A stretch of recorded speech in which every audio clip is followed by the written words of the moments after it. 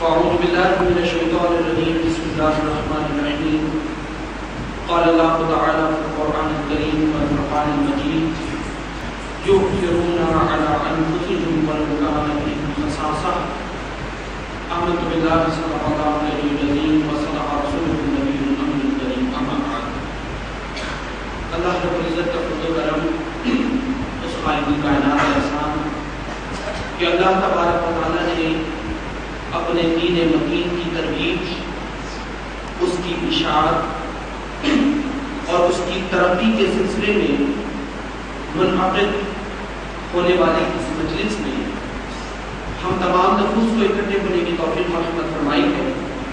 اللہ تبارک و تعالیٰ سے دعا گو ہے کہ ہم تمام کا یہاں آنا، یہاں بیٹھنا اور جس مقصد کے لیے اکٹھے ہوئے ہیں اس اکٹھے ہونے کو اللہ اپنی بارگاہ میں قبول منظور فرمائے۔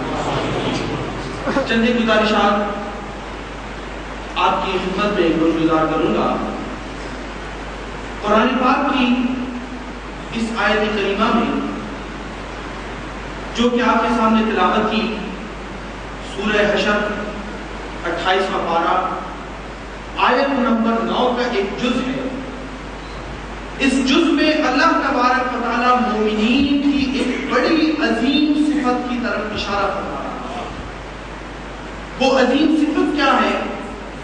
رب نے فرمایا یؤثرون علی انفسہم ولو کان بہم خصاصہ، کہ یہ مومنین، یہ مسلمان اپنی جانوں پر اپنے مسلمان بھائیوں کو ترجیح دیا کرتے ہیں، اور اس حال میں ترجیح دیا کرتے ہیں کہ جن معاملات میں یہ ترجیح دے رہے ہوں ان معاملات کی خود ان کو ان سے زیادہ ضرورت ہو۔ کسی چیز میں، کسی مسئلے میں، کسی شے کے حصول میں جتنی طلب ان کو ہوتی ہے اتنی ان کے مسلمان بھائی کو اس شے کی حاجت نہیں ہوتی، مگر اس کے باوجود بھی یہ اپنے مسلمان بھائی کو اس شے کے اوپر ترجیح دے دیا کرتے ہیں۔ اس آیت کریمہ کا نزول کیا ہے؟ حضرت محمد رسول اللہ صلی اللہ علیہ وسلم آپ جنب افروز ہیں۔ اللہ تبارک و تعالیٰ نے مسلمانوں کو ایک بہت عظیم فتح سے ہمکنار فرمایا ہے۔ مدینہ المنورہ ہے، اوس اور خزرج کے قبیلے نبی علیہ السلام کے جھنڈے تلے اکٹھے ہو چکے ہیں، اور خدا کے محبوب صلی اللہ علیہ وسلم کی اس جماعت نے قبیلہ بنو نذیر کو شکست دے دی ہے، اور ان لوگوں نے اپنی شکست کو خود تسلیم کر لیا ہے۔ مسلمانوں کے اندر، مسلمانوں کے ہاتھ میں مال آیا ہے، مال فیء موجود ہے، اور اب اس مال کی تقسیم کا مسئلہ آ گیا ہے، اور رسول اللہ صلی اللہ علیہ وسلم نے ایک جماعت اور ایک میٹنگ کو بلا لیا ہے۔ یہ اس آیت کا بیک گراؤنڈ ہے۔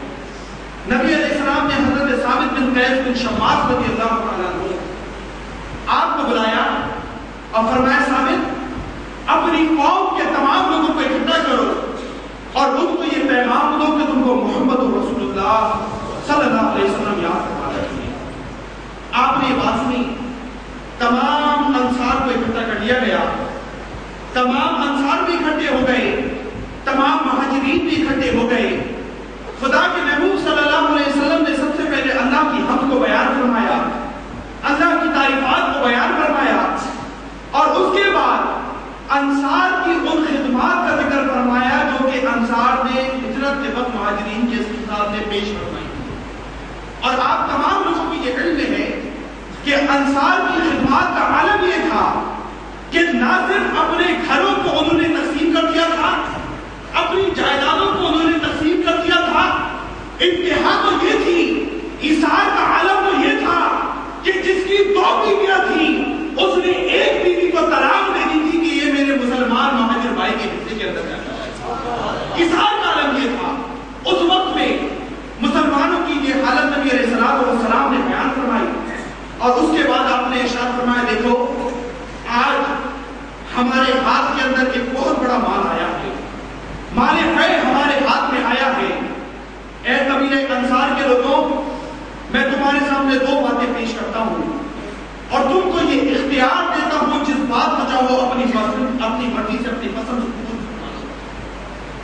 پہلی بات یہ ہے کہ وہ مال جو آج ہمارے پاس لگا ہے، ہم اس مال کو تمہارے اور تمہارے مہاجر بھائیوں کے درمیان برابر تقسیم کرتے ہیں۔